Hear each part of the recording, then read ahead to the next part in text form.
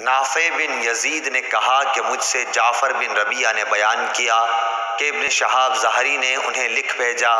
کہ مجھ سے ہند بنت حارث فراسیہ نے بیان کیا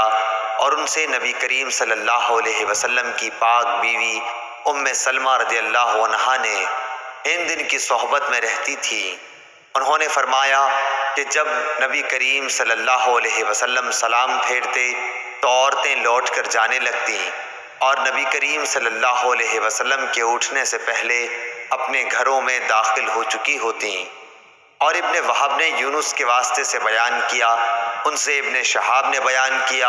اور انہیں ہند بنت حارث فراسیہ نے خبر دی، اور عثمان بن عمر نے کہا کہ ہمیں یونس نے زہری سے خبر دی، انہوں نے کہا کہ مجھ سے ہند قرشیہ نے بیان کیا۔ محمد بن ولید زبیدی نے کہا کہ مجھ کو زہری نے خبر دی کہ ہند بنت حارث قرشیہ نے انہیں خبر دی، اور وہ بنو زہرہ کے حلیف معبد بن مقداد کی بیوی تھی اور نبی کریم صلی اللہ علیہ وسلم کی ازواج مطہرات کی خدمت میں حاضر ہوا کرتی تھی۔ اور شعیب نے زہری سے اس حدیث کو روایت کیا،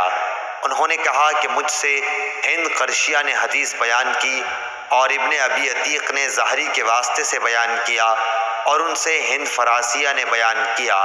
لیث نے کہا کہ مجھ سے یحییٰ بن سعید نے بیان کیا، ان سے ابن شہاب نے بیان کیا، اور ان سے قریش کی ایک عورت نے نبی کریم صلی اللہ علیہ وسلم سے روایت کر کے بیان کیا۔ صحیح بخاری حدیث نمبر 850۔